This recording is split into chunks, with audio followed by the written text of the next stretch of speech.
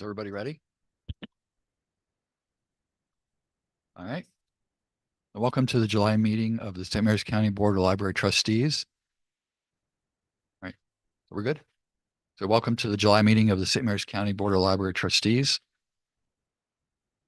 And I'm John Johnston, Vice President. We'll go around.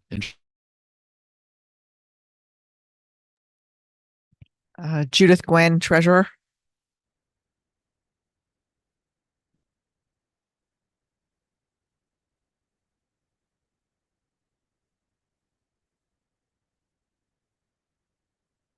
That takes care of it.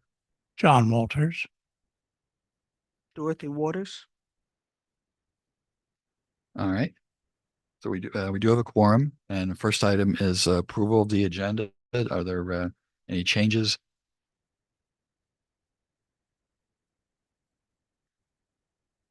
I'd like to say, wasn't the Michael Dunn on for Zoom for our meeting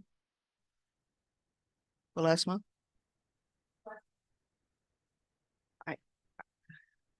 That's a glitch in the minutes. Yeah.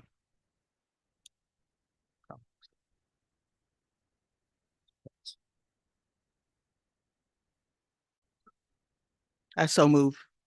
All right. Do you have a second? Second.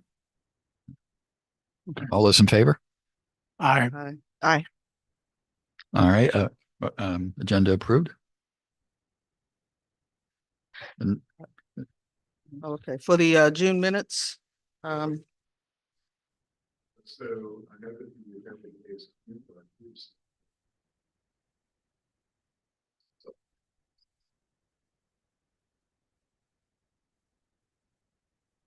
Yep.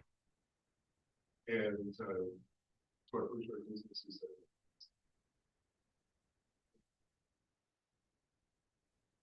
St. Mary's Chamber of Commerce, who've come to celebrate our 75th anniversary with us, and I'm going to.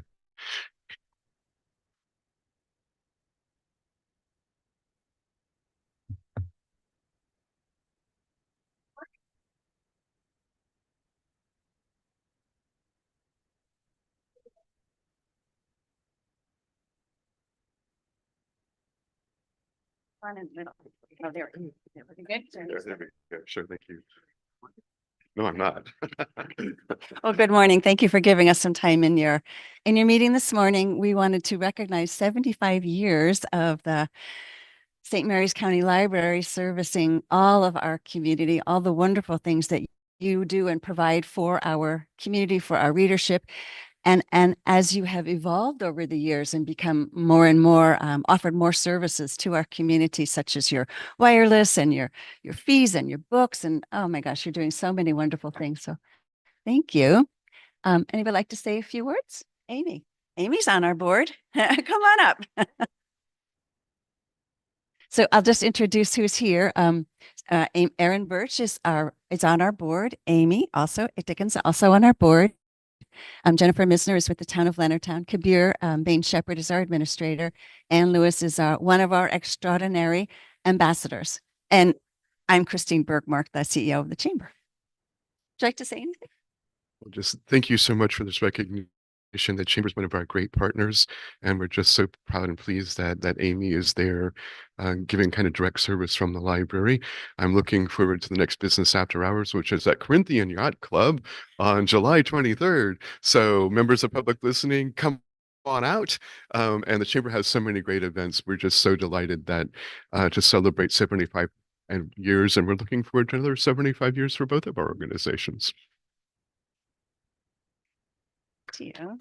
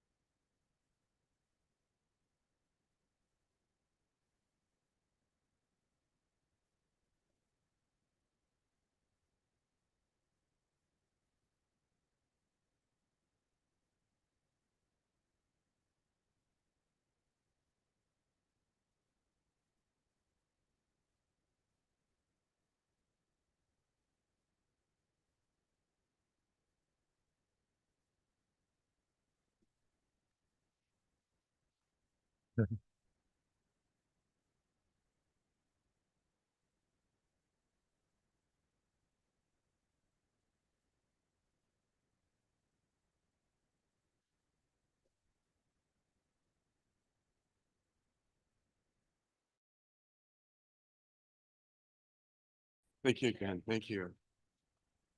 So the board members all have the 75th anniversary sticker there. And typically, members of the county commissioners come out with the chamber, but we're not able to make it on short notice today. So in mid-September, we'll be having a 75th anniversary celebration with the county commissioners at their office. So looking forward to that too. So take it away, John. All right, thank you. The next up is the approval of the minutes from June. Any questions or amendments? Lead on this one. Okay, for the June meeting, I believe Michael Dunn was present on Zoom. Did we count that? We will add that to the minutes. We'll make that correction.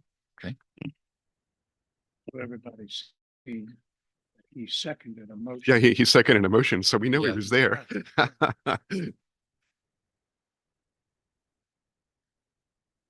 Page 2.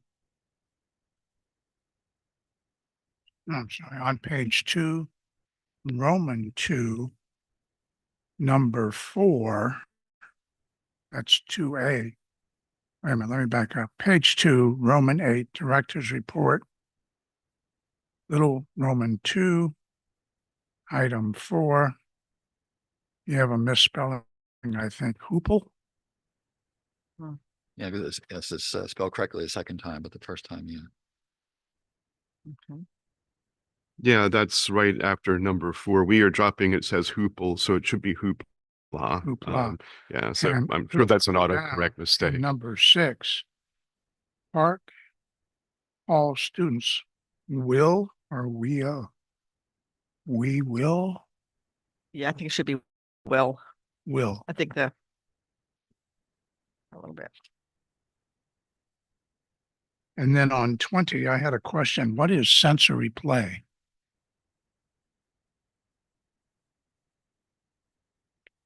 That's a program at Charlotte Hall. And why don't you go ahead and comment on that, Brittany?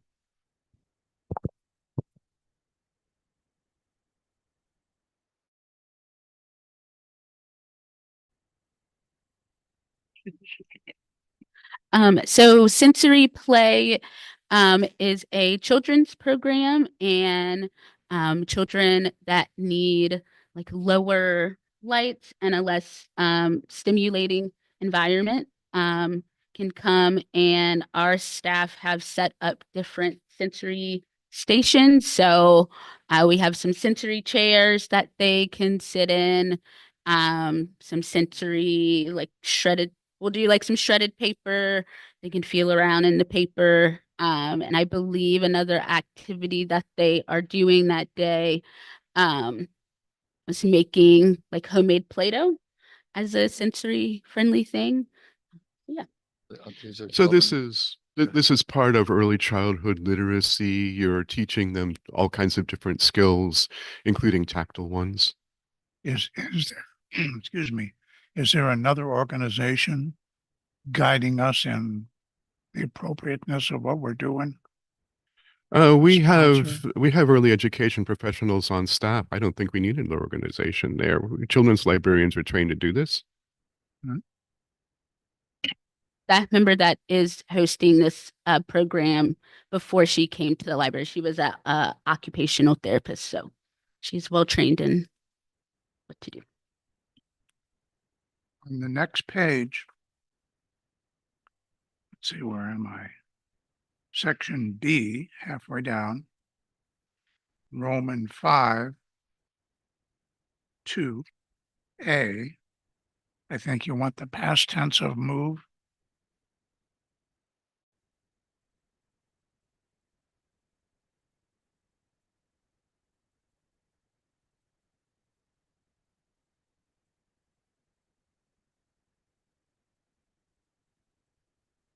And up, top third, number Roman 3, item 4.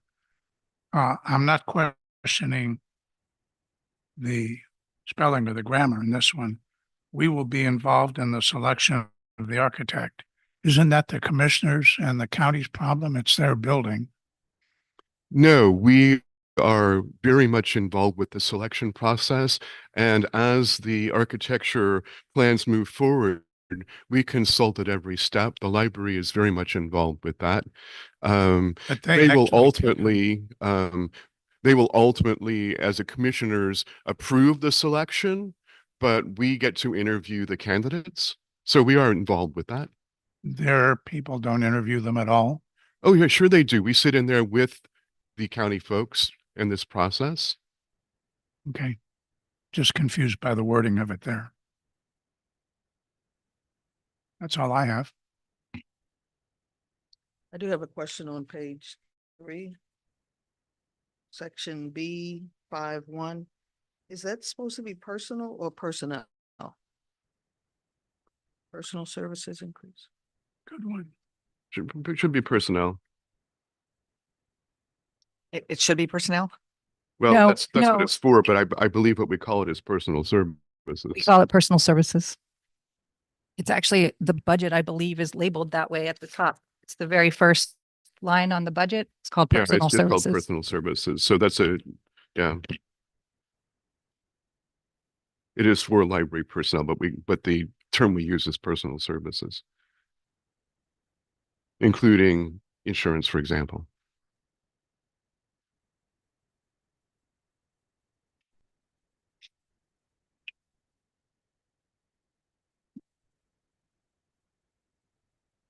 Any other changes to the minutes? All right, we'll entertain a motion. I'll move to accept as amended. Second. All those in favor? Aye. Aye. And we normally post the corrected minutes on Board Pack or whatever the platform is called. Yes, so Yes. I correct the minutes. They're already in a PDF, and so when they're corrected, they're red. It's a red line, and then that's what Sarah posts onto the website is the corrected minutes. And next we have celebrations. We've already taken care of Yeah, the we've taken care of the Chamber but- of Commerce and thank you for your flexibility in letting them go first. We have one other, and that is a hip hip hooray, which is for Tim Beers, and Tim is here. Tim was overseeing the AV project at Lexington Park and Charlotte Hall. We upgraded the meeting room systems there and ended up having some funds to also upgrade some of the furnishings. So Tim was involved with completing that process. So there were 4 different meeting rooms that had to be taken care of, required a lot of coordination with library staff and with our vendors. So Tim, thanks for all your work keeping all parties informed and that project moving forward. Thank you so much. You want to say anything?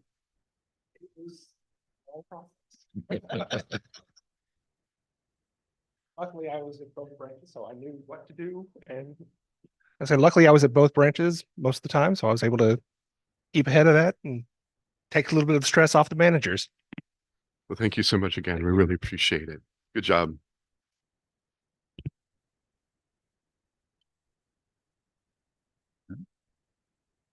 Next, we move on to the president's report. The monthly expense ledger.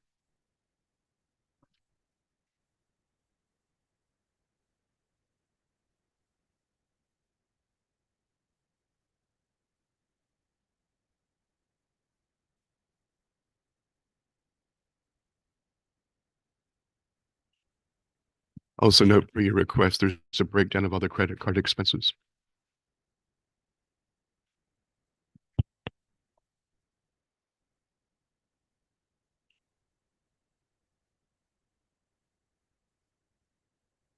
I don't have anything. Guys got any questions? I have a question on how many notaries do we have? How many notaries? We have, I believe we have 1 at Hall, or are there 2 now? Yeah, 1 in training and 1 at Hall. We have 2 at Lexington Two and here, two two here. at Leonardtown. And we're always trying to recruit notaries because we want to make sure that we have that option for people who need it. Are they available are there certain days? and There's certain times? days and certain times, or certain days at each of the branches that they're available because we only have two at each branch. So it has to fit within their schedules and it can't be the only thing they do throughout the week. So we have to limit a little bit of the time, but they are available at all three branches and the notaries that we do are all free. Whereas if you would use a notary outside or a private notary, they'll usually charge you. The information is available on our website. Sorry. The information is available on our website, the When- hours. Where they're available, yeah. Okay. How long are they get the training? How long is their Commission. license or whatever it is? I believe it's 5 years and then they have to just retake the training and renew the license. So the training, so the cost that we are paying for the state of Maryland requires a training course they take and then a test. And then once they pass that, they have to then go to the court and get their license. So there's a small charge for the court. And then we have to pay for the notary book and the notary stamp for them and any other small supplies they need for notaries. It's another great service offered. We actually have one more notary that is on the mobile library. Oh, that's and right. she can notarize things in Spanish. Actually, we have two notaries that can do Spanish. Yes. I Two know- Spanish. You said Go ahead. Spanish? Spanish. Mhm.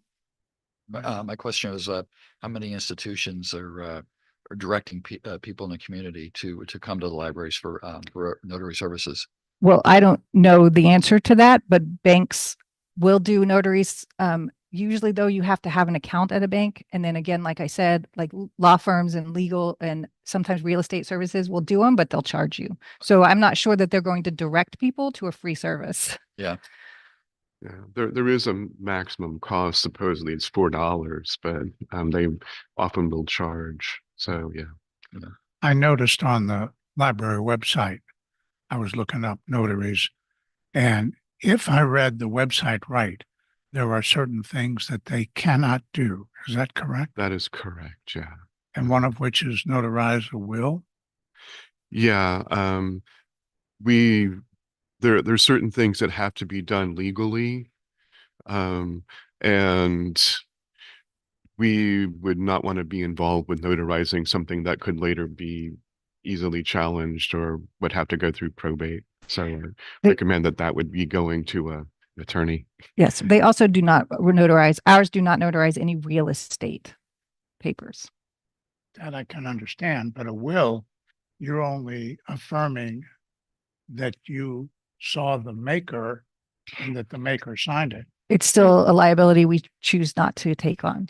So the website says we cannot notarize real estate documents, mortgages, depositions, wills, or documents requiring verification of facts or certify a true copy of a public record or document. Which a will does. Thank you. We get plenty of business anyway. Any other questions on the expense ledger? Okay. Oh, it's just a general question. How many library cards do you, on average, do you think you issue each month? New library cards? How many library cards do we issue each month? New cards approximately. Do you know? That I can get you that information in just a moment. So give Amy a little bit of time to pull that up Are from you our talking- database. Or, for the Well, whole maybe year? monthly. I mean, it's just it's not, I'm not disputing anything. Yeah. No, It's no, a you're just- curiosity thing. So- Because you have library cards on Mhm. page. So we purchased new library cards, and if you have a chance to go to the desk and check them out, they are the new library cards that show our winners of our library card art competition. And that's what these particular library cards are that we have purchased. We were in need of new library cards. We were hitting our max. We do purchase library cards that last for several years before we have to purchase again. But if you do get a chance, I think that there are 3 different designs, and they are really cute. So please check those out. But Amy's looking that up. Oh, she's got it. Yeah, you can get an adult version, a teen version, or a child's version of the artwork on the new cards. And it was for the 75th anniversary that we did that. And just as an example, we issued 116 cards at Charlotte Hall, 304 at Leonardtown, 225 at Lexington Park, and 30 at the mobile library only in June. So, and June is probably slightly elevated. Kids are out of school, they come to the library, but we are issuing quite a number of cards all the time. Any others on the ledger? Yes, I have a question on page 2, little over halfway down. What are the summer reading giveaways? So we have a variety of items that we give away as they meet their badge requirements for summer reading. So we use something called Beanstack, and they record how many books they've done or what the different challenges that are in Beanstack for them to do reading. And there are stickers, there's tattoos, there's pins, we have giveaways from local businesses for food. And we have these stickers, the 75th anniversary stickers, as well as library stickers that look the same, but with just the regular logo on it. And a lot of books. We give away a lot of children's books that are specifically to give away during summer reading. So is that under programs? Yes. Well, that's what the foundation does. Why don't we put the giveaways over on the foundations? The Yeah. foundation can They- do that, but they have not voted any money to do that. asked- They do it, John. We are already into the foundation money for programs. So we have 20,000 generally in the budget, in the regular operating budget for programs. And then we have 20,000 from the Friends of the Library for programs. We got through the first 20,000 of our operating budget in early spring, January, February, and we have been spending out the FOL funds. So this is the Friends. yeah, So clarification. That's the Friends Foundation. money, You're right. yeah. Sorry. All right. But we are spending FOL funds. Is that what you typically do? You spend Yes, the county provided funds first on yes, programming, and then that's drained and you go to FOL funds or donations? yes. It's FOL funds. And the foundation hasn't offered to spend to do that. And because we use FOL funds, we haven't asked specifically for that. We'll always take money from the foundation and use it on programs. Happy to do that. But we do use half of our programming budget is coming from the Friends of the Library because we can't pull it from the operating funds. We don't have enough. On page 5, the second and third and fourth items, the insurance thing, are those numbers, is that a semi-annual or an annual bill? It's an annual bill. It's the bill for our liability insurance for FY26. And it happens every year. Same with auto insurance? Auto insurance, liability insurance, and our work comp insurance. And I see that it's called state auto insurance. By state, do you mean that that's a Maryland? No, insurance that's the name of the company. State Farm. It's a as it were. company, it's State Yeah, Farm. yeah. How It's not- often and when was the last time we bid these? We talked about this, I believe sometime this last fiscal year, but we use NFP, which is our actual insurance broker, and they broker out with this. And we've talked about that. We've looked at other insurances.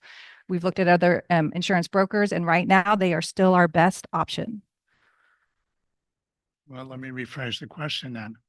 When was the last time we scrubbed the particulars of the coverage that we're paying for? We do it when we are up renewing. We talk to the broker and talk about what's in there and what we need and what we don't. And we just did it for the auto insurance too when we pulled on the mobile library.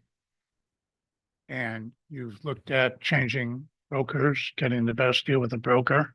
We have done that in this past year, and we still find that our broker is the best option for us at the moment. I gave the board a 3-year schedule, and that is on when we last did that. So it will, we have that just as an ongoing thing to do. So it'll probably happen again in another 3 years. All right.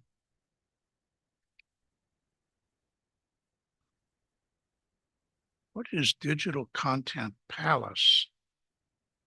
Palace is the app that we have for one of the apps that we have for audio and digital content. So we have It's Libby. Books and digital audio books. It's our Palace Project app, which is provided, the app itself is provided from grant through the state. This takes all the content from Overdrive and adds to it. And so we occasionally add content to that just so there's more there, especially since we've dropped Hoopla. So is this charge a monthly charge? No, No, that's probably once a year. We don't often add content to it. if you look 2 lines above that, we also added content to our Overdrive, which is our Libby. So at the end of the year, when we have any kind of extra funds left in our collections, we spend that out on digital content. Because we can't get, if we have it left over towards in June, we can't get physical books in time to get the invoices in time for the fiscal year end. And the reason we may have money still in there is because our collections people will purchase books or put on the list to purchase books so that our money is encumbered to purchase things. Then for whatever reason, the publisher delays it, it doesn't come out, or we don't get it within the fiscal year. And so we have to cancel that and we end up with the funds left over. So we put all of that into digital and then we start that process to try to get those books again in the next fiscal year. And the demand for digital continues to increase. So are you saying if you order something on June 30th, you order it, that obligation doesn't count for that fiscal year money? You actually have to get an invoice in? I have to get the invoice in. Correct. Yeah, so anything purchased after May Like May 5th. May 30th Yeah. is actually invoiced in July. So we stop ordering May 15th. And anything with a publication date later than that is in the next fiscal year. That's a really slow process, isn't it? It's But very if you slow. do the electronic Overdrive or the other one, that invoice comes in. It's instantly. immediate. It's instant. It's the same day. It's immediate. basically. Yeah. But if you So order hardback books, they can't email you. We an don't get invoice. the invoice for a hardback book until the until the the We book have to arrives. actually arrives at receive Smyrna. it. Yeah, the book has to arrive, Yeah. and that's when we get invoiced. We're not going to get invoiced for something that may not show up. So Yeah. the money's encumbered. We think we'll have to spend it, but But the auditors are saying unless you have the invoice. Yeah. That didn't happen. because we don't have the book. So for something to have to be in FY25, we have to have it in FY25. We have to get it in FY25. And so those books we aren't getting in FY25 because the invoice doesn't arrive in FY25. The invoice arrives when the book arrives. So if we don't have an invoice, we don't have a book. And then it's not in that fiscal year. It can take weeks. It It can. could It- actually take months. Yeah, The it depends. publishers on many of the hot titles do pre-pub releases. They say, coming September 2025, the newest John Grisham novel. We're going to order it now. So the money, is encumbered, but it may not come until even 2 months after they say it's going to get there. It's all dependent on publisher schedule. And lastly, on page 6, 3 up from the bottom, as with the previous discussion, are those programming supplies paid for out of foundation money? This point, yes. Not foundation money. Oh, sorry. Foundation hasn't. Friends given of the us- Library. It's FOL, Friends of the Library money, not foundation. Thank you.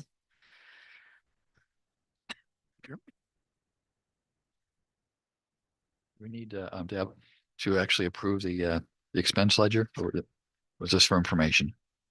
That it has to be approved. Okay. Yes. And then if you want to discuss the credit card after you've approved, Yeah, I have a question about it, but if we could do the ledger first. the ledger. Move to approve the ledger. Second. All those in favor? Aye. For the credit card reconciliation, the only question I had was about the Canva. 'Cause I know that's we rely on that for flyers and so forth. I was just curious as to how the licensing works. I know like for something like the Adobe Creative Suite, we were talking, it would be a substantially greater expense. So for the Canva, we do have one licensing thing with Canva for Laura, for publicity. And so she's the one that does the big things. There's a lot of things you can do free for Canva, and our programming staff do use that a lot. But Laura has the higher version. Okay, a little more features and so forth. Mhm. So I wasn't at the June meeting. So is this something we're going to be getting every month? Is this Yes. requested? Yes. Okay. Yes, Sharon requested that, since the board was seeing a fairly large monthly amount for all the credit card expenses, that those expenses be broken down so that you can see those individually. And Michael Dunn was also interested in seeing that. So, yes, we are providing that for you on a monthly basis now. Thank you. Any other Do questions? we need to approve this? We've never had No, one before. at this point, no, because I- it's something that you just requested and it's not required to be approved unless you change the rules. But if you have any questions about anything we've You- on here, You did approve the expenses as part of the, these, there was the credit card expense there, but this is the breakdown. So- Okay. Okay.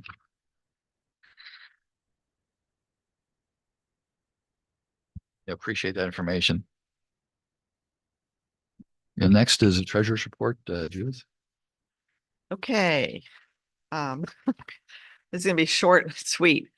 You have the Charles Schwab statement, I think, with you, because our money as of this morning is still at Schwab. We've been working through a lot of hoops to get the money transferred from Schwab to Vanguard. It's been a painstaking process. When we think we've checked the last box, they give us something else to do. So it's still there, it's still in cash. So there really hasn't been any change in the investment. We are working on this, and every day we think today's going to be the day. So there's not, as soon as the money's transferred, I probably will send you an email saying, we're good. We'll have to do another vote, I think, when the money gets transferred. Because we talked about putting half over and then another half. Well, the market has since rebounded. And I personally think we should just reinvest all of it. But perhaps in August or September, when we have a full quorum, Yeah. I think that'd be a time to talk about that and move all the money into the Wellington account. What box do they claim we haven't checked?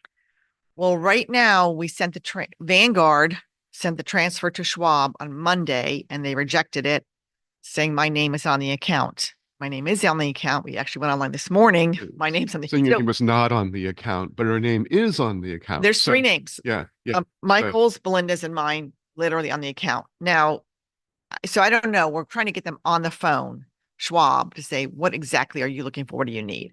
So it's been these little glitches just running through, getting names on and off. I appreciate they are very, very careful with these funds. It's an investment fund. It's a trust, and they're being very careful that we do everything by the book. It's just been kind of slow.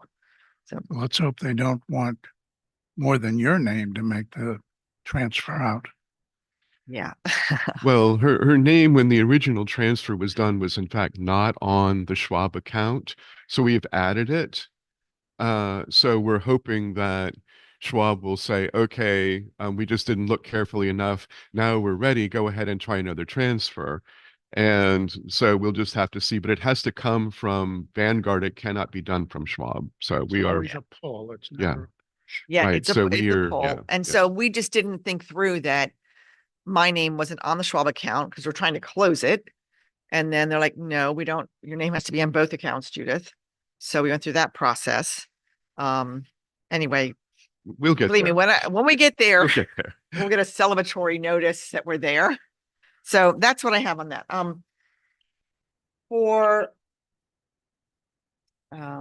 just for next month, I think maybe September, I gave you some information about the small funds that we maintain, the Rudolph Fund and the intern fund. So I'm just asking you to give some thought to that process. We talked about how to use that money. We need to define those funds and come to some kind of policy on those. Again, probably a conversation I'm thinking for September.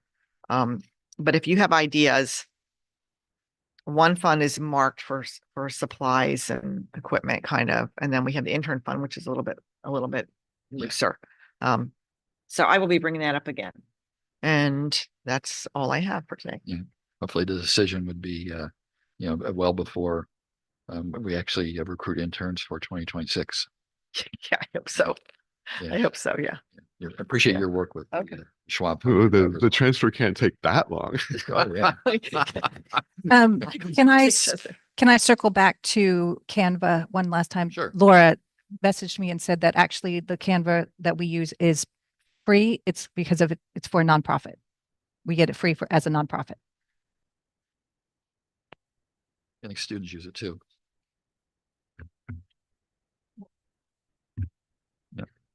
So we're not paying for Canva itself. This is an order through Canva for some printed items. Oh, okay. All right. Thank you for the clarification.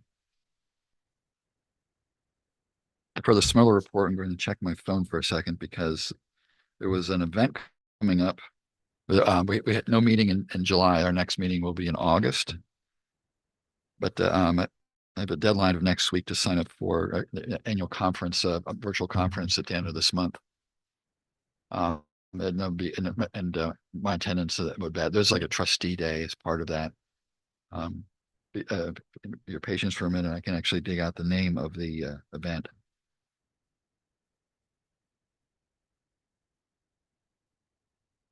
United for Libraries. So there'll be a day devoted on July 29th to trustees and boards, and there's there'll be 5 sessions during the day, and it's virtual, a national event. And so I get I think all the Smirla board members, receive money to be able to attend for that. So I'll be sitting in for most of all of that. Because like the next day is Foundations and Fundraising, and the day after that is Friends of the Library, right? For any groups like that nationwide. John, last month, you had indicated that Smirla was not amenable to taking that big meeting room and reconfiguring it with folding doors. Can you give us some background on why that came about? I'll have to remember my notes, but I think it had to do with their staff needs, and because apparently they used that meeting space, that big meeting room, quite heavily. So they want to do a facility study. I'm actually the one who gave you that update. Yeah, they want to do a facilities study and look at the use of the room. As part of doing that facility study, they do plan to consider joint use.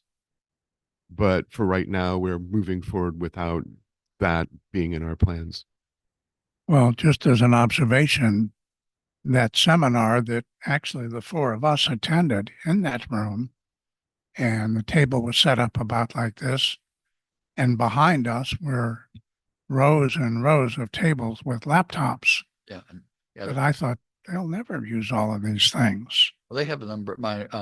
I don't have the exact details of what types of training they have there. I do know sometimes that room can be full, because it do regional training for staffs at the 3 library systems. Then you open the wall up. We have presented that to them. We do not have the ability to force them to give up space, and right now they are not willing. They will consider as part of the facility study. The building was funded in part with state funds, specifically for Smirla. They have an MOU to stay there. I don't think they have an MOU to be a dog in the manger. Smirla does a lot of work for the library. We're not going to antagonize them.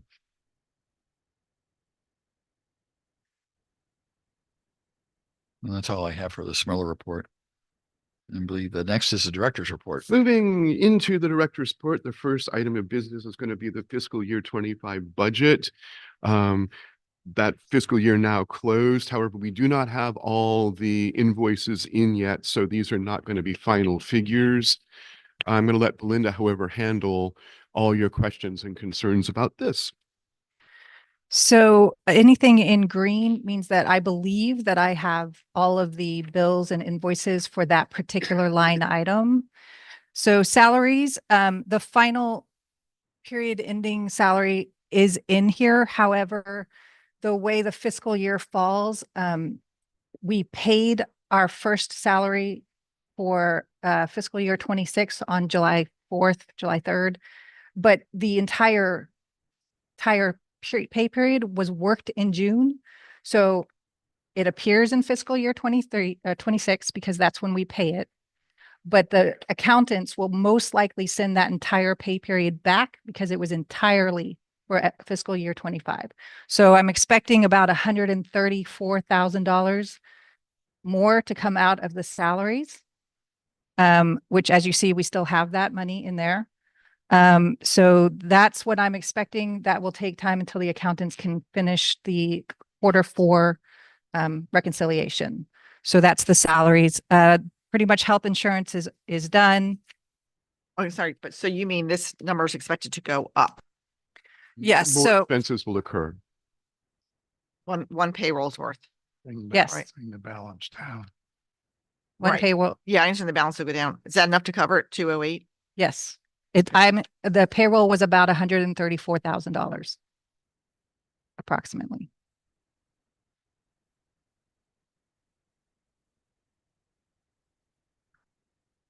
I'm still waiting on utilities for Leonardtown from the county.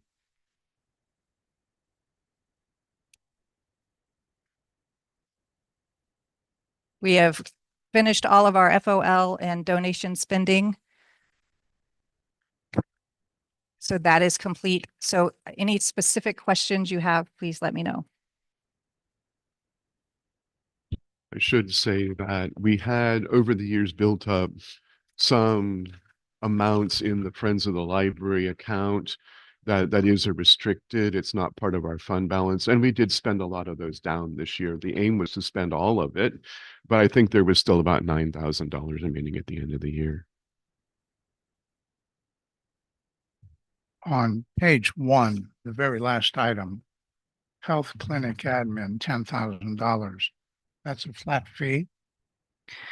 This is the fee that we have talked about several times that we put into the budget because that was the amount that the county estimated. As you might remember, it was more than that. It was somewhere around 15 to 16,000. However, we put the health refund into that fee instead. So the county just kept our health refund. So we did not use this $10,000 for that. But as you can see, we are over budget for health. So we will still have it in the budget for the overage. Okay, so my issue with this is it looks like the health clinic didn't cost us anything, and it did. So how can we show this? Can we do a footnote here or something? It did cost us $16,000. So, but we're not showing that as an expense anywhere. Because it's technically not an expense when we never got the money. But it did. I do it diminished understand our that, but refund. it's not going to show in the audit. I can make a footnote in the actual budget report here, but it will not show in the audit because it never came to us.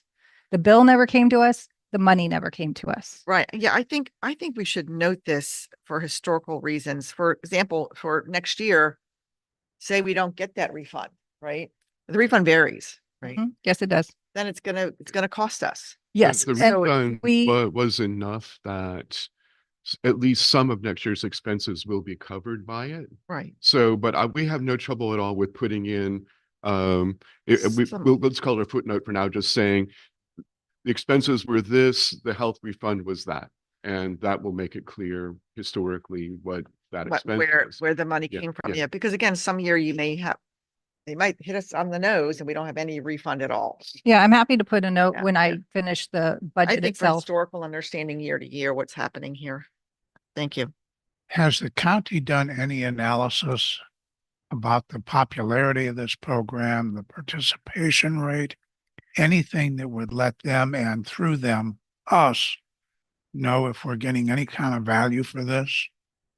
Well, you recall that we asked them about that and they do not break it down by the origin of the user. They don't say, here was the schools, here's the county, here's the library, here's Metcom. It is a 3-year contract.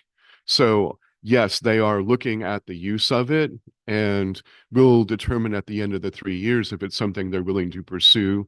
And at the end of the 3 years, we have the option of not joining, should we want to do that.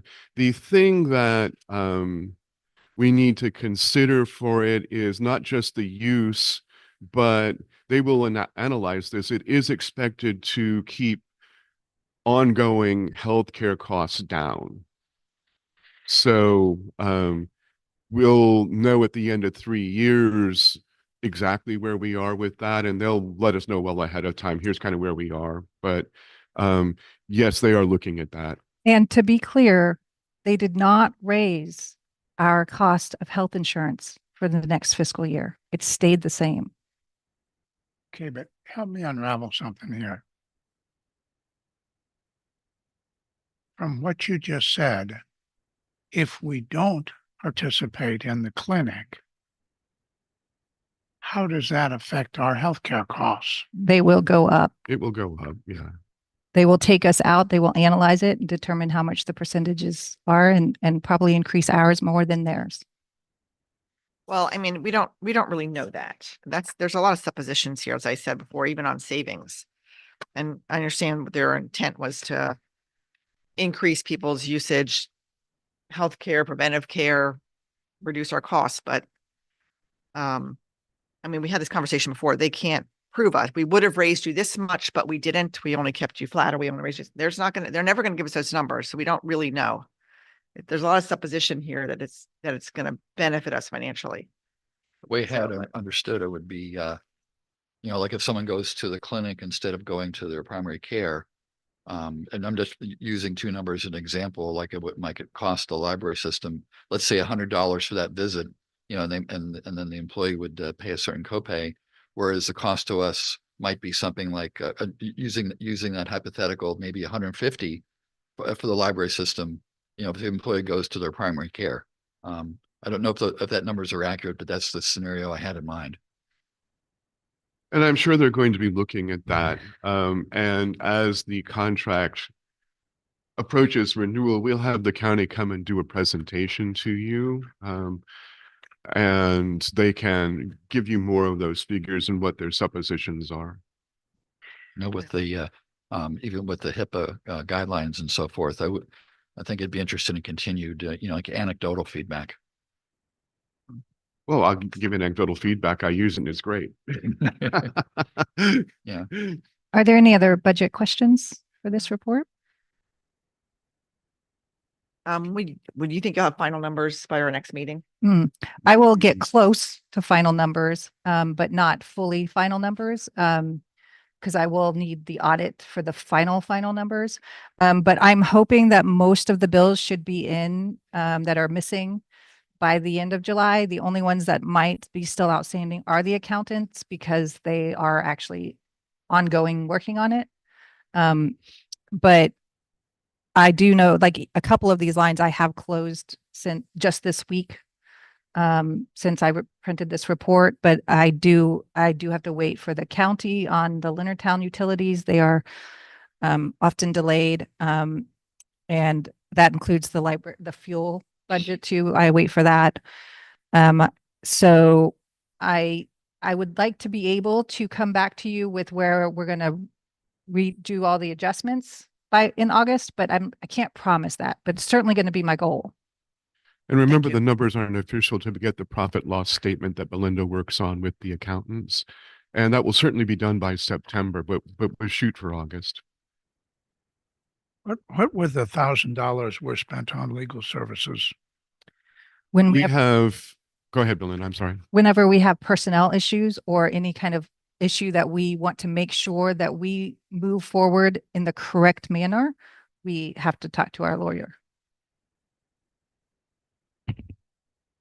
We've consulted our attorney 3 times this past year.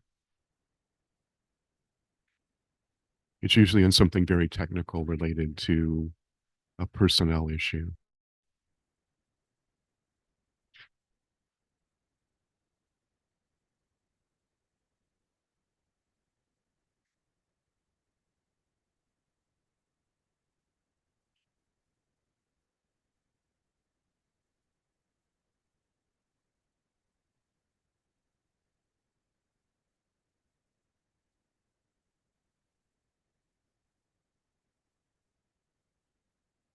If there's no other questions, then I'll move right along to our fiscal year 25 annual statistics, and that's a very colorful.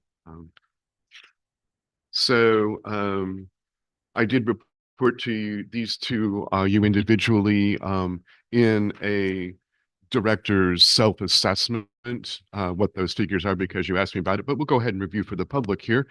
In terms of circulation, I'm only going to look at the annual figures and not the quarterly ones, not individually 3 quarters.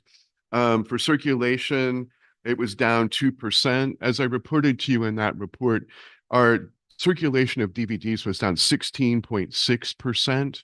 And that really accounts for the decrease. And as streaming services become more popular and libraries are going to struggle to be involved with that market, because basically for now, other than a new movie service we've got that we're offering to the public, we're pretty much shut out of the market. It's not like Netflix is going to say, yeah, let's have library subscriptions. We've asked. So I think that discs are an area that will eventually have to be phased out, just as, you know, video cassettes were. But we're continuing with those to the extent that they're circulating. We still see some use of those. I'm encouraged that for the last quarter, circulation was up 2% over the prior year. We do have some new display units out in the library that are face out, and we think are moving books very nicely. Again, reading is going to be a challenge in the future. Pew, for example, reports the number of adults who have finished a book in a year down since really the 1990s. You look at New York Times, they talk about all these articles, you know, literary fiction's dead, or men aren't reading anymore. So that 2% jump there, I think, is encouraging. We'll continue to focus on high demand works. In terms of the digital circulation, up 10% for the last quarter and 4% on the year. Notice that Hoopla is down. That's no surprise, since January, we were beginning to de-emphasize it because of the costs. So when you take away circulation from a fairly popular service, you're not going to see an increase there, but it's still going up. We're still getting Palace going, but Overdrive continues to perform solidly. So on the year total, down slightly 1%, but again, that DVD circulation more than makes up for that. So that's kind of where our loss is. Michael, I'm sorry. I thought in a previous meeting, you had indicated a hard stop for Hoopla. It's stopped now. It was as July 1st. All right, thank you. It's just that we did continue it on through June 30th.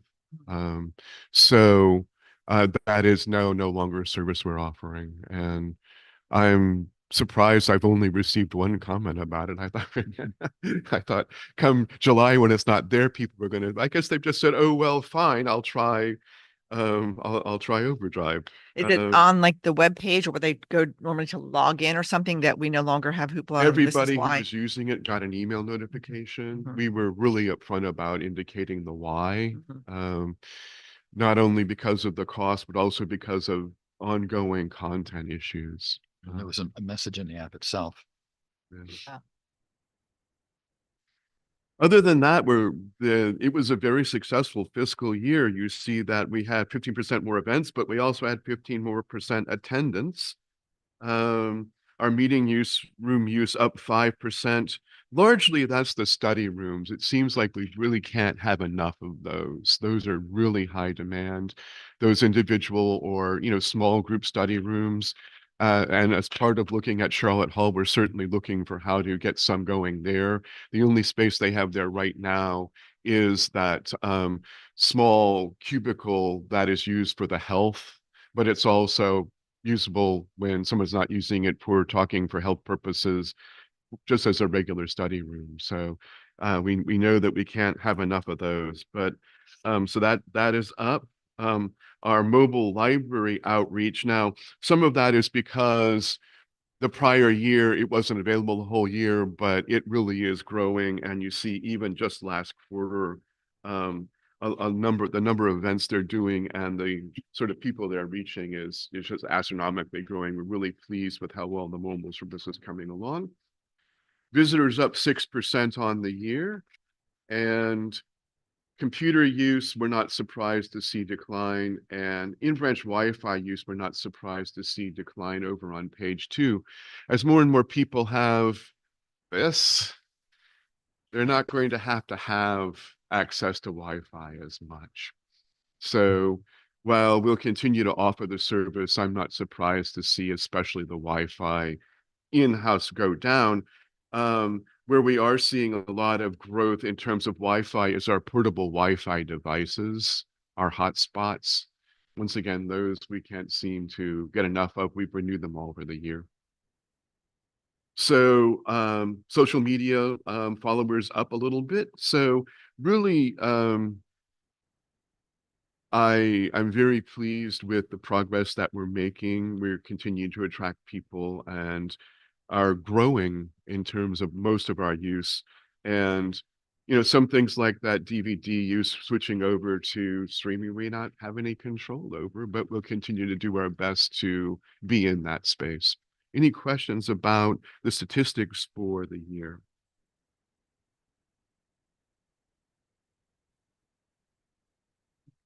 Nope. Okay, well then we're going to move along to the staff turnover report. And you have those figures in your packet. The annual turnover was 22.7%. That's pretty much the same as it's been the last several years. It's not really up, it's not really down. 6% of those, 33% of those, or 6 of the 18 turnovers were because of people relocating. And we're not going to see that change. We do draw upon spouses of the base, and then, you know, every 3 years, in many cases, those people might get transferred and move along. And other, you know, just people move out of county. So that accounts for a fair number of them. I'm more concerned about the 5 or 28% who left for higher pay or more hours elsewhere. We can compete with the base, obviously, and we did have people get jobs on the base, and great for them. You know, it's wonderful that we have talented people who then use their library skills to move on, but obviously that indicates a need for continued development of staff and continued, with any luck, growth of full-time opportunities in the library. I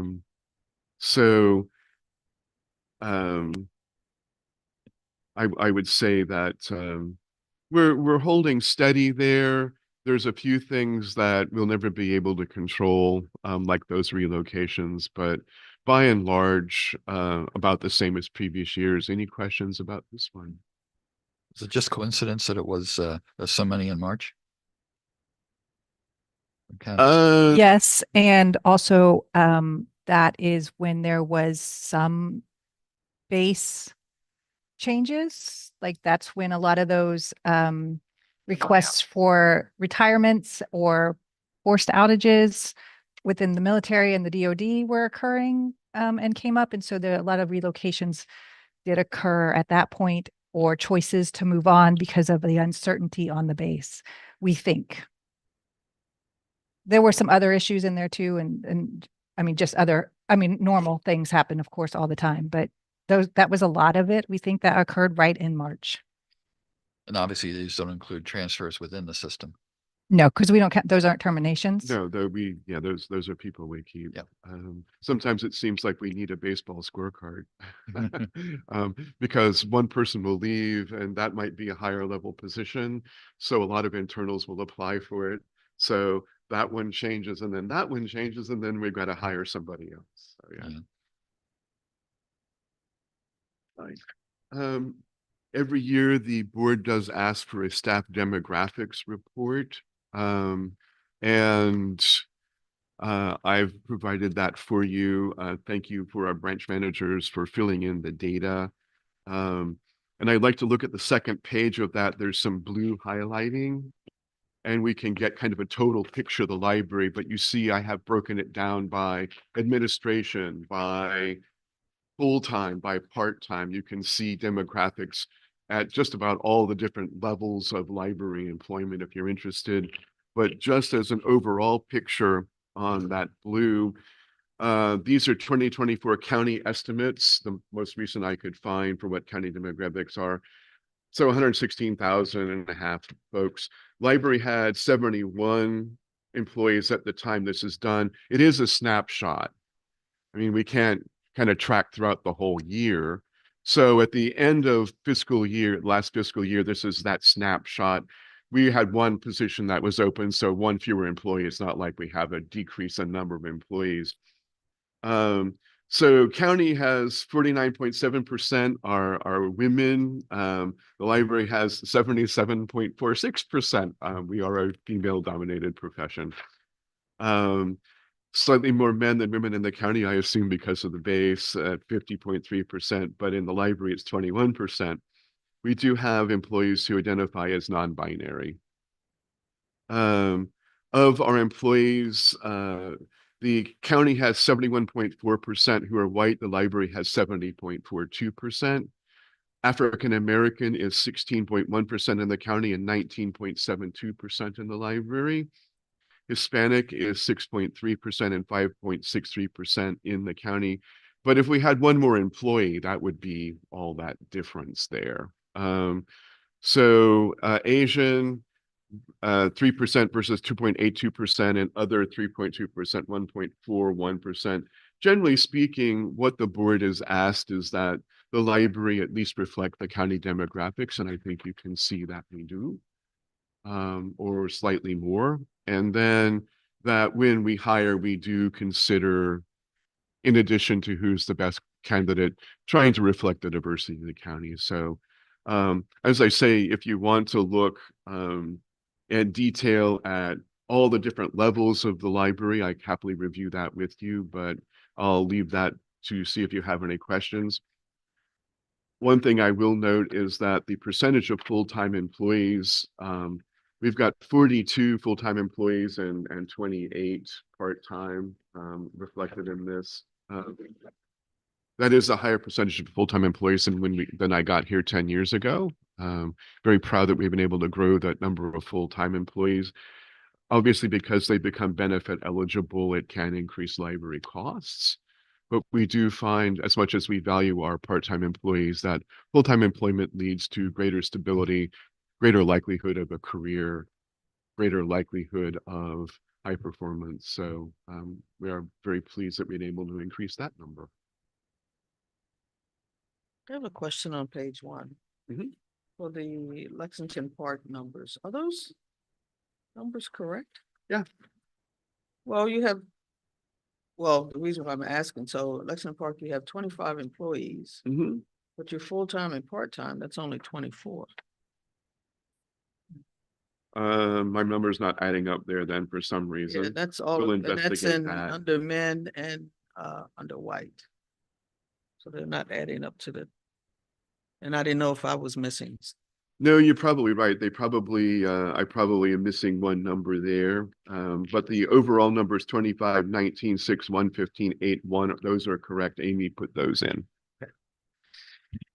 And that's due when we had the numbers. Ordinarily, there's 25 staff, 20, including me.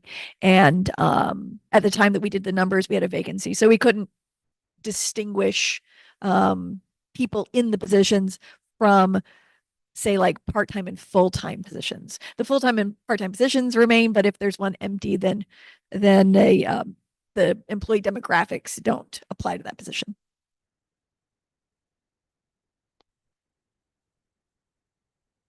So thank you, Dorothy. But the overall numbers are correct, and Lexington Park is certainly our most diverse branch, reflecting the demographics in the area. Okay, so the numbers at the top are right. Yeah, the numbers at the top are correct, yes. They total out to 100% of 25.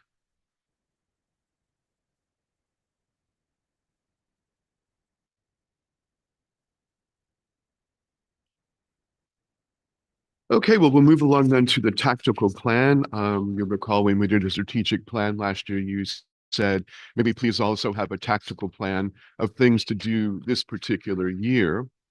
And that looks like this. It's an Excel sheet.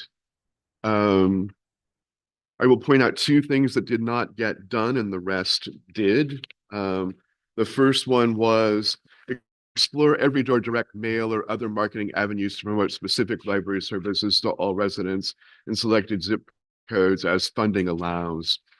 And that was a suggestion from our consultant, and we assessed how much it was going to cost, and it was going to cost us $5,000 every time we did it. To send all those mailings to selected zip codes. We didn't have it in the budget, and we just did not figure that that was going to be cost effective. So we didn't do that one. Michael, what line item was that on? That's not a line item in the budget. No, no. It's on page, I should have numbered these pages. Sorry. Page- Excel, it's that's a item particular 28. number. There's numbers though, on the far left. Yeah, Page it's 3, item 20. number 28. And then the Is that- other one was 53.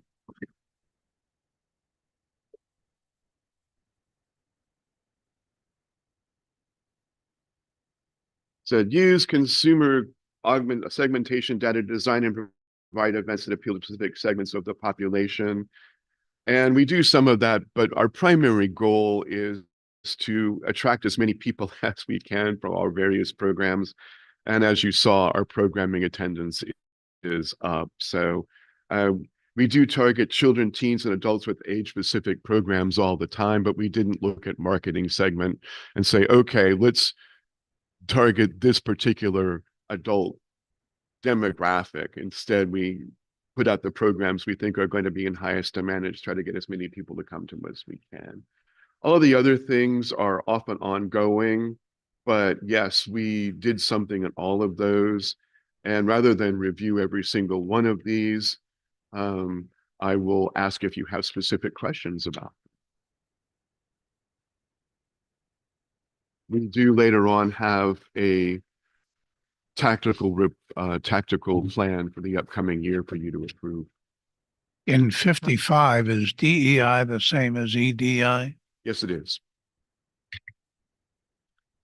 Okay, so this is the 25 tactical plan. This is One- just, here's what we were going to do all throughout the year. And I'm just reporting to you that other than those two things, the goals were accomplished. It would help to have a header on this because we end up with so many documents. Okay. On Okay. all of these, actually, it helps to have a date and a header This is as we fiscal s- year 25 tactical plan. as we start going through these. For number 58, what is DOA? 58. Dead on arrival. Is that Okay, what it? yeah, that's thought it exactly was what it that, but I says. was like, So no. what we were looking to analyze there are books that came in, we ordered them, we thought they were going to be high demand, but they just never went anywhere. So we look at those and we say, okay, you know, if it hasn't circulated in a year, we're not only going to take that one out, but we're going to look and see, is that an area where we should be ordering less, where there's going to be less interest in the public? So the idea is to try to look at statistics, and Brittany and the ordering team do a lot of work analyzing what's going out. We can even break it down on an individual Dewey number and just say, what's circulating heavily here? We want to skew the collection that way. And another thing we're starting to see as a publishing trend is that a number of areas that we used to get to see a lot of books in, we no longer see as many books being released in. So we do look constantly at how best to spend the money.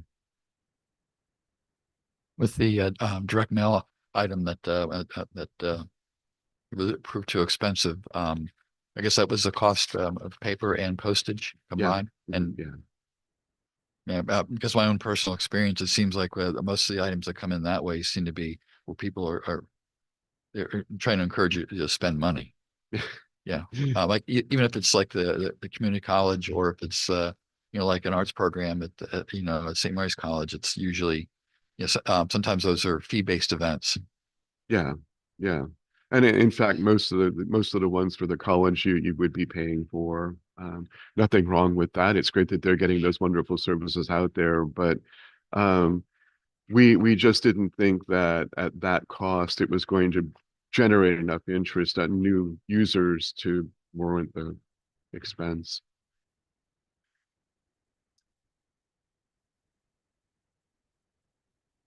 Okay, so this was done at the request of the board, right? Yes.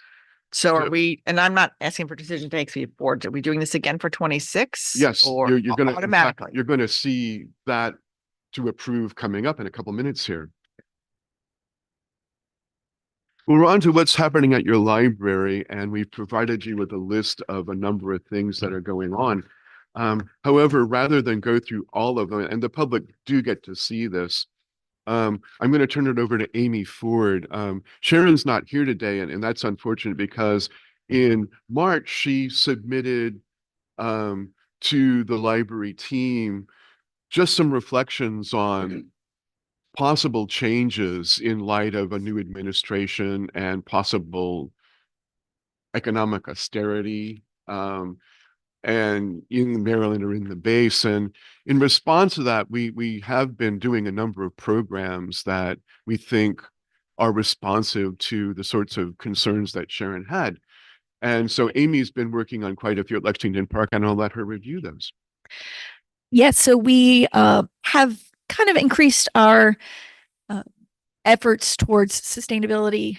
Homesteading is a very big topic these days. So my assistant manager Nicole has a lot of contacts in the environmental community with the community garden in Lexington Park and the University of Maryland Extension. So we've put together a slate of programs throughout the year that address economic insecurity and the trend towards homesteading. So we've done programs such as the Garden Social and Recipe Swap.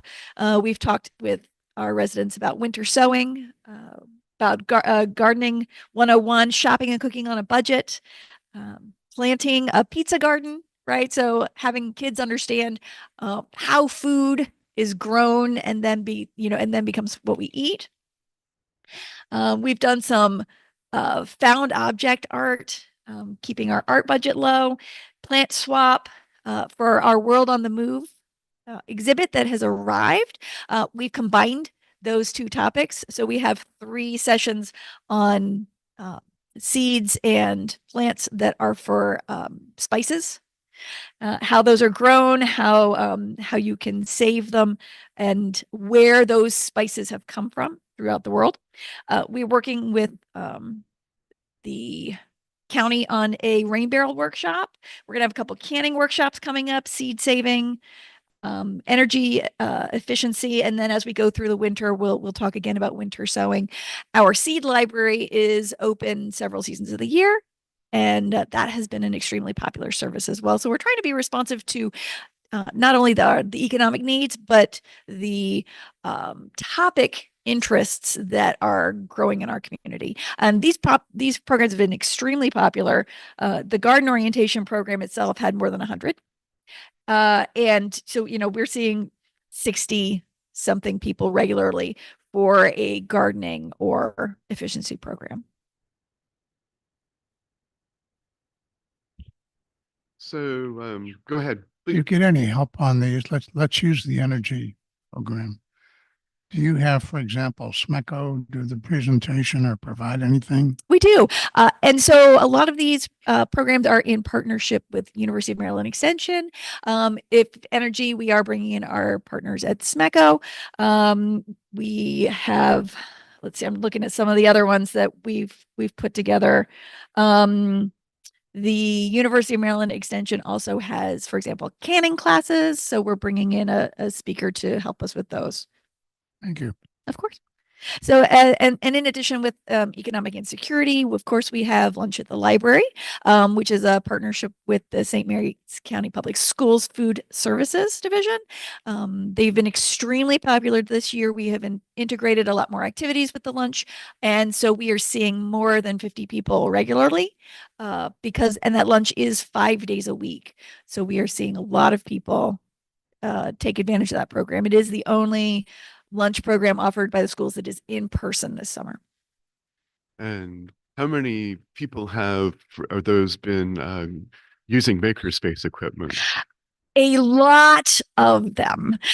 So we've seen huge response to our maker programs. This summer so far, we've been concentrating on our programs for kids because this is the time that the kids have free to be able to come in and enjoy those with us. I think we did 45 for our chomp saw, and then 70 and 90-ish for our fuse beads program and for our pottery wheels. So it's been like 1,650. It is, Yeah. it's a lot. Uh, It is a huge amount. Our youth manager, Andrea, has done an incredible job in incorporating those programs with the lunches or close to, so that people can partake in the lunch. And then they also have an educational component to them. And we've focused on fine motor skills in those maker programs. So, Mike, I don't have the schedule. When is our next Lexington Park meeting? I don't know. The reason I'm asking is I don't know if the board would be interested in having a tour of the makerspace. Show us the setup there, what you've got going on in Lexington Park at our next meeting. Well, you down got there. to see some of the equipment. I think when it's finished, that might be a better, but happy next time we are there to show you there. We now are it's still- right now, some of the space is going to be taken up Do you have with the the schedule? display. Number 12. September. We are still waiting to hear from our application to TEDCO to see if we will get matching funds to build the walls, the flooring, and the furniture. Yeah, I for understand. the I understand it's makerspace. not complete, but it still would be, I'd love to get eyes on that, understand how you're running the programs down there. Yeah. Sure. So we do them in the meeting rooms. Right now, the World on the Move exhibit is fully set up. It's actually taking up part of the makerspace space at the moment. So we're actually a little bit glad that the walls are not there yet, because we've been planning on this exhibit for the last 2 or 3 years. It's an extraordinary exhibit. You really So should it's come to open? see it. It's very interactive. World on the Um, Move is open. And it is open. It is open all of the time. The library's open. I didn't know if we were going to have like a grand opening for that or. We do have library tours planned.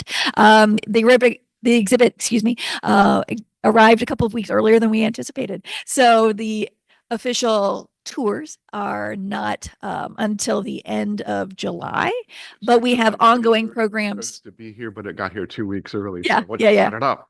So we were like, great, let's set it up. Let's take advantage. And our programs that support the exhibit are all throughout July and August. And we have a lot of partners that we've brought in to support that as well. Yeah, it A was. lot of programs listed. I like it. Yes, we have a lot of programs listed Uh, and super This past interesting. Monday, I got a phone call from a person who is delivering these. Well, I'm in a big semi. Can I be there in 2 hours? What? So they made it work. Thank you, Amy. Yeah, a lot of programs. We'll have Sandy come talk to you about the mobile library and outreach at some point, but I just want to say that if you look where outreach is, we have 4 new recurring stops, and one of them is the farmers market, and that's proving to be very popular. That was a good choice. Yeah, we are reaching out to the veterans home, and we're sending one of our IT folks there to help the folks at the veterans home with their computer, phone, and tablet needs. So, Okay, which farmer's market? and The one I visited was at the Yeah. homegrown one. yeah, homegrown, yeah. By Okay. Hermanville Road. Yes. Okay.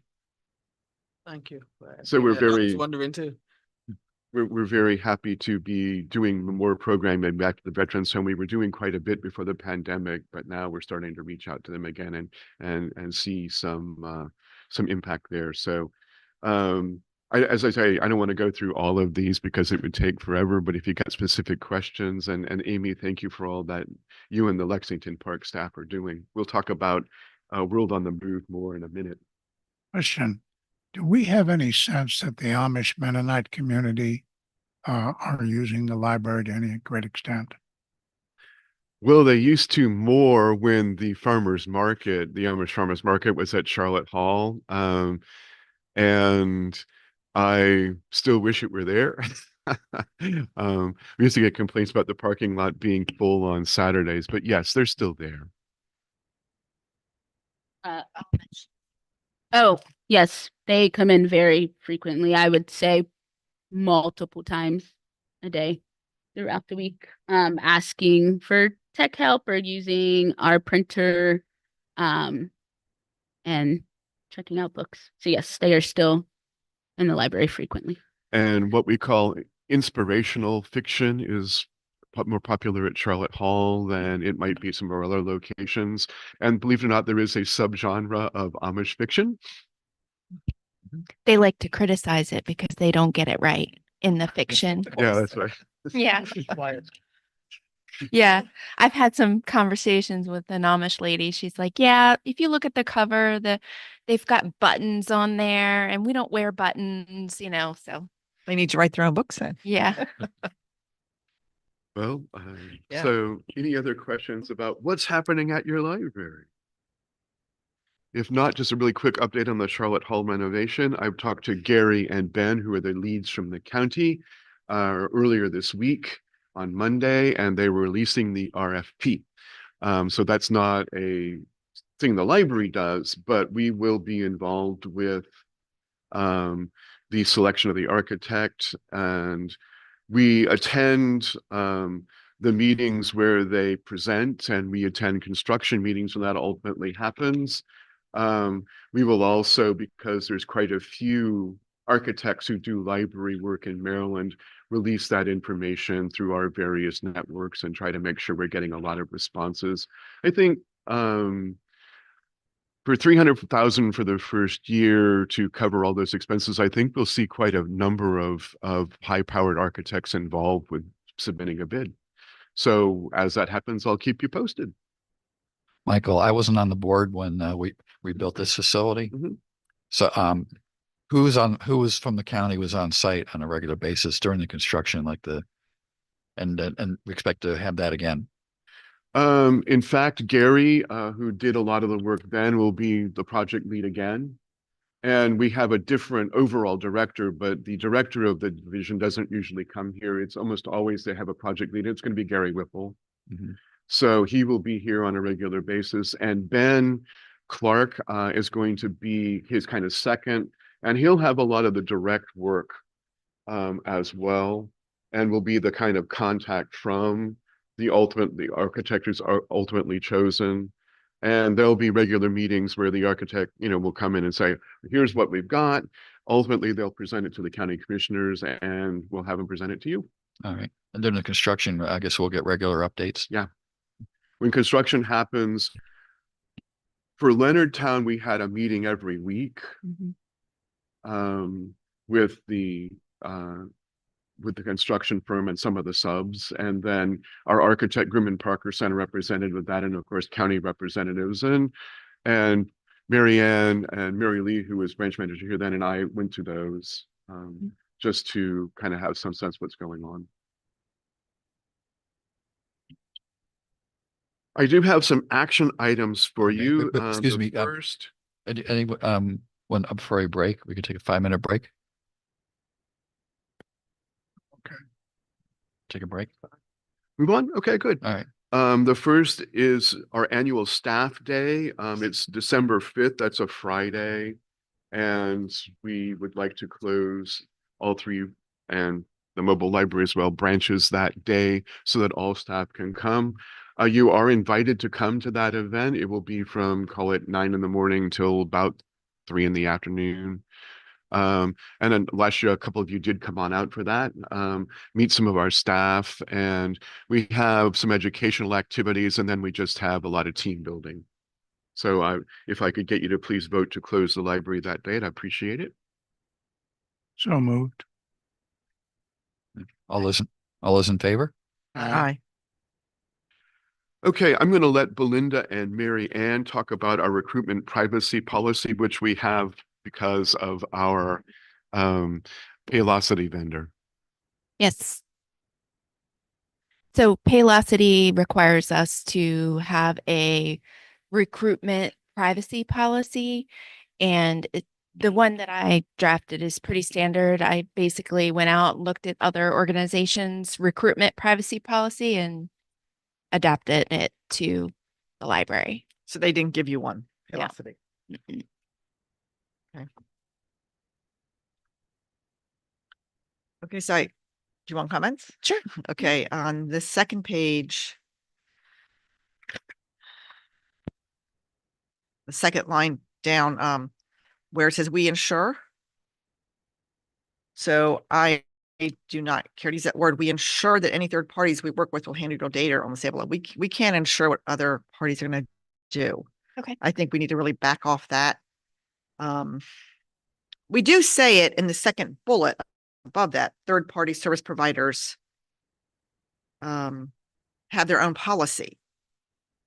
So do you And want if us was to- warning and should proceed accordingly. I don't know if we should just strike that whole line, we ensure. I What if just don't think we can speak to what they do. We can ensure what they do. We have Yeah, no idea what but- they're doing. But if we propose this saying it that we make every effort to ensure that the third parties we use Or not, that we would be monitoring them. I mean, Well, above it, because above it on the second bullet, we're kind of saying, hey, they have their own policies. Right. Beware, a little bit of a beware, proceed accordingly. And then we're contradicting that by saying, hey, everything's going to be okay. Well, What if we just don't say that? Well, we could instead say we try to ensure, which in fact we do. We do make queries of the third parties that use library data, and we ask what are your policies for sharing. So we could say we try to ensure, or we can strike it. I don't have a strong opinion either way. Move to strike. Couldn't we eliminate the last 4 words on that, on the second line? Users should be aware that third-party websites have their own privacy policies, period. No, I don't have a problem with that sentence. It's down below where we say we ensure that We- third we parties have- we handle have no data with trouble level. taking it. So Right. I'm I agree o- with that. I'm We'll just take it out. okay. I mean, I'm okay with that. I think we should say, basically, we're saying we can't guarantee what Sure. they're doing. I mean, And the second bullet point makes that clear. So, because yeah. we all have seen breaches, unfortunately, right? Mhm. Okay, Is there, to piggyback on that, sometimes, you know, when you go into a website, it has something where you can click on it to see what the other parties' policies are. Yes. That be a part of that, then they could actually go in and look and see what the, Yes.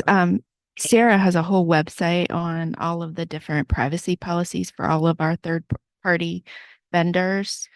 Now,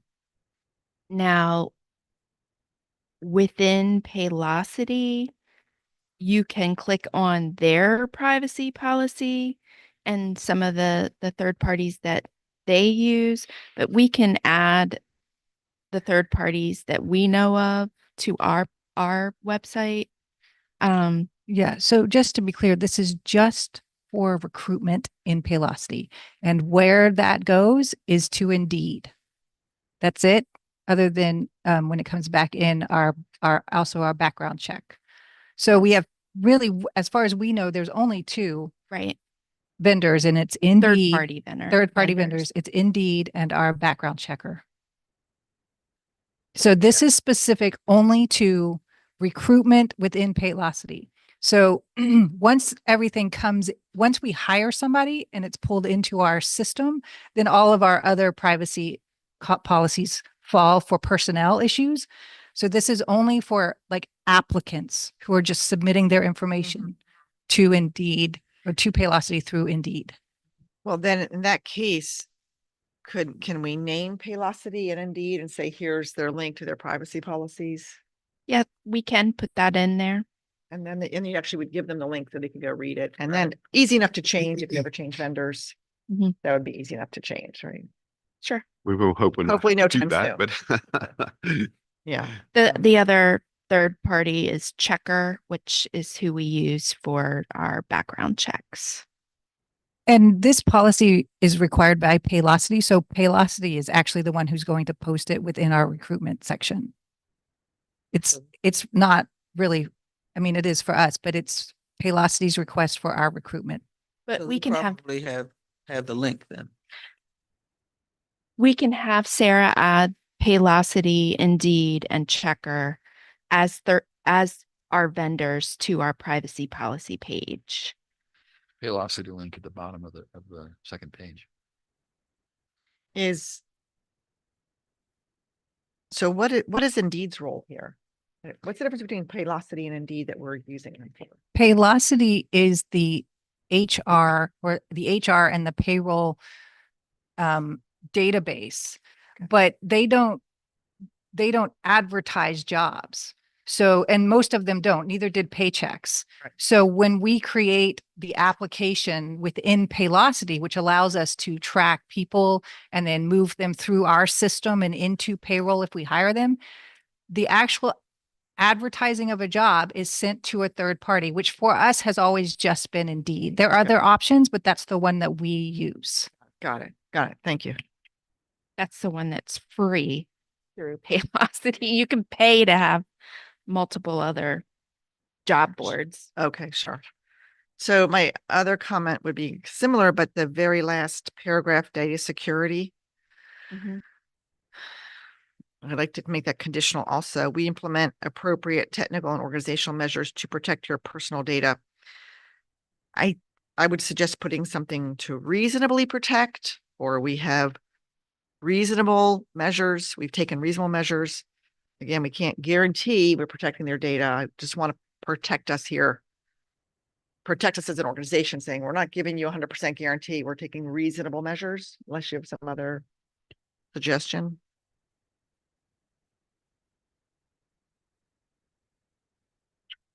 Insert reasonable ahead of measures on for that.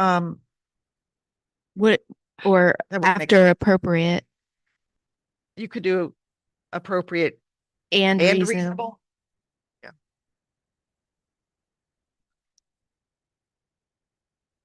I didn't see it here, but we don't do pre-employment drug testing, do we? No. Okay. That's some organizations involve a little bit more security. No, We- we don't. We do background checks, however. We do background checks because our staff work with children.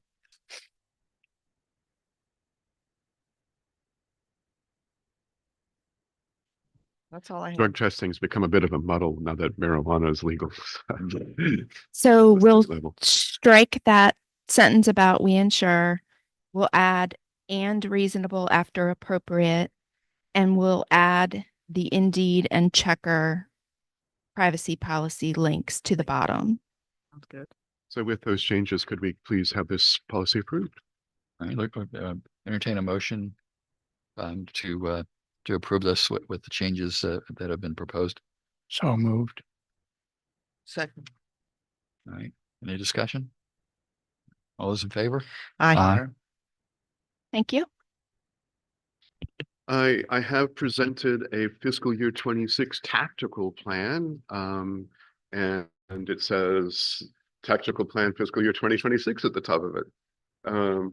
These are the 4 areas of our strategic plan: digital literacy, embrace innovation, community gathering, and young minds. And these are what we're proposing as actions for the upcoming year. They're not going to include things that are operational. We're going to do anyway. I'm sort of going to say, have children's programming. That's just going to be something that we always do. These are kind of like specific things we want to say we've checked off or are going to work on. At least one of them's already done.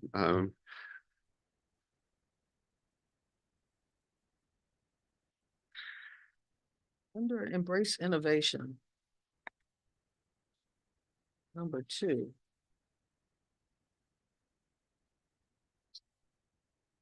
I'm having trouble with that sentence. I'm not sure what. There's a word missing, it looks like to me. Yeah, it says Replace old connectors on network's backbone. It should just say with new connectors, and actually there's two words that don't belong there, of the, just strike those out.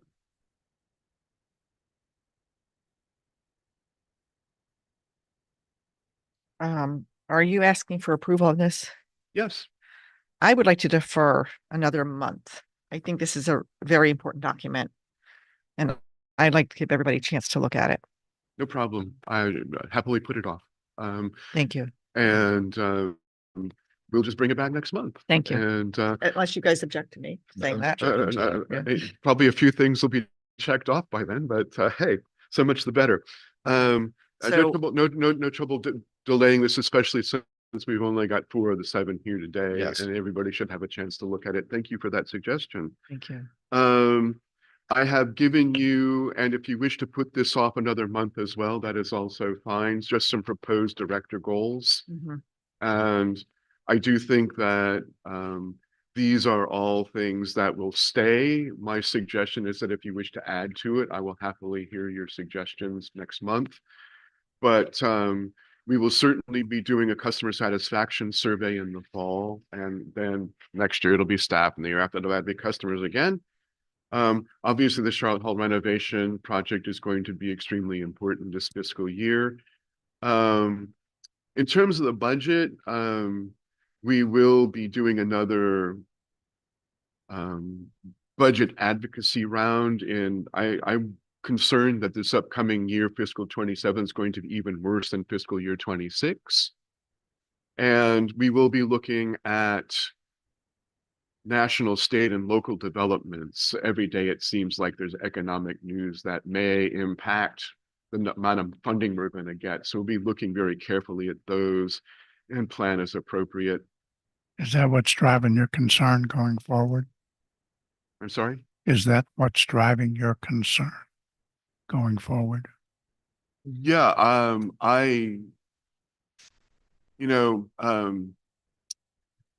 we're already starting to see how the new budget might affect employment in the state, which could affect the amount of revenue coming into the state.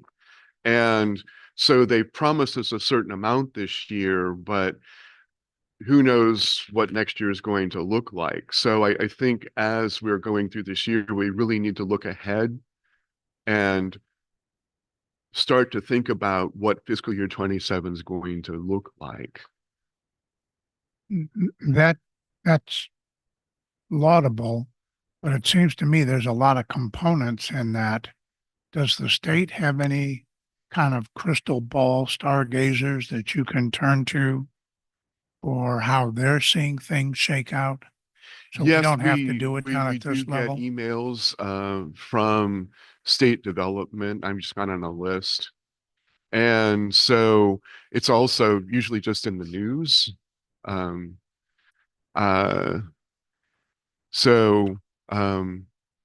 We try to follow that as much as we can. Washington Post often has a lot of articles about it, for example. Okay.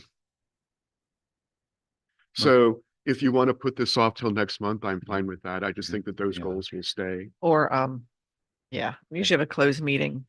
Yeah. To go over the Yeah, the only evaluation. question I had about it is in consideration whether we want to add items as you mentioned, I get a sense of how much the Shaw Hall renovation might occupy your time during the coming year.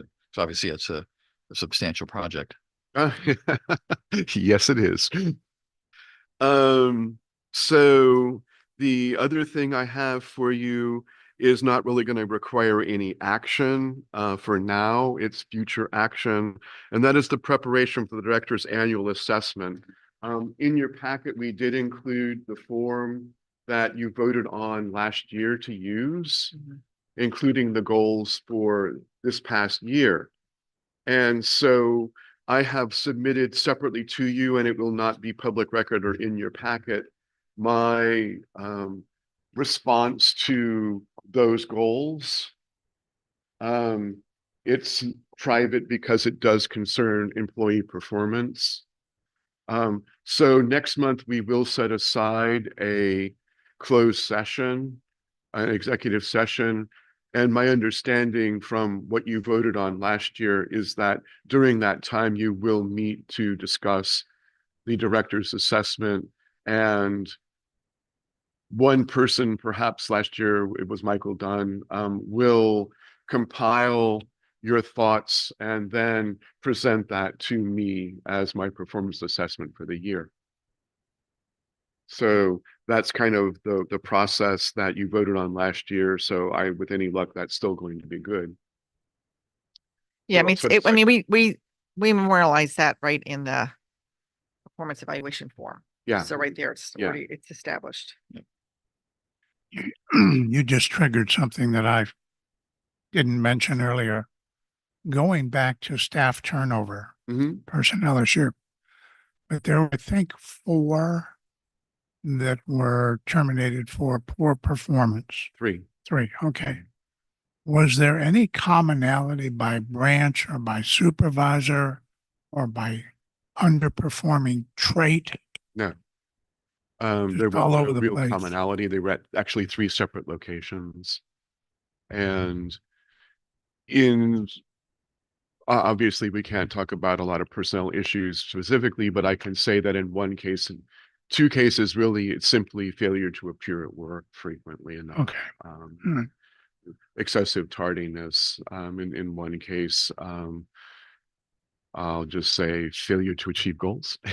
So what I was fishing for, if it was present, no commonality that could track back to how we're No, doing as no, I would say an not. entity. It's just what. Can I Go come ahead. in? So we don't get to that point easily for somebody who's just absent and or not performing. There are multiple sessions, coaching sessions, chances to improve. We give them trainings. If they're really struggling with any kind of goals, then they usually have a weekly meeting with a supervisor to make sure that they're hitting those goals. It only gets to that point when they still are failing to achieve anything and moving forward. We want our staff to stay, and if they are struggling, we want to find out why and try to figure out how we can help them. So it's after we've done all of those things over a very long period of time before we get to a point where we just have to move forward. It's kind Yes. of complicated these days. A younger generation has different ideas of a workplace and personal life balance, and so it's really interesting to see. And sometimes it is from the perspective of an old man with boomer values, frustrating to see the changes in expectations. But we do, I think, give our employees every chance to succeed, and we want them to. This is a very forgiving and I would say fair workplace. So that then will be kind of where you are going to be moving with the director's assessment. I know you have old and new business coming, but I will just then conclude by saying the next meeting is August 8th. It's at Charlotte Hall Library. And Ruled on the Move wasn't supposed to start till July 21, but the display is up. We will have a lot of programming related to that, including some visits from people who originally planned that exhibit 2.5 years ago, working with the ALA and the Smithsonian and other institutions.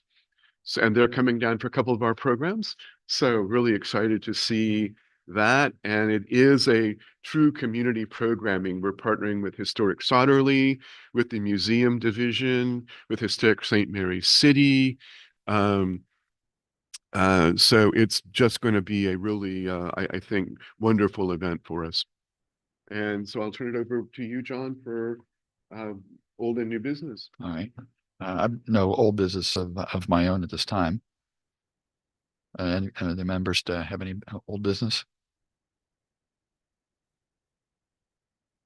Just likely that we need to not lose sight of the OPEB situation. We'll be having a phone call in just a minute to try to get that transfer done. All right. I don't have any new business. I think I think the consensus is like defer a new officer selection until August when we have a full board. Yeah. We have any new business? Well, then a motion to adjourn at All 7. right. Yeah. All right. I would entertain a motion to adjourn. Move to adjourn? Second. All those in favor? I Thank you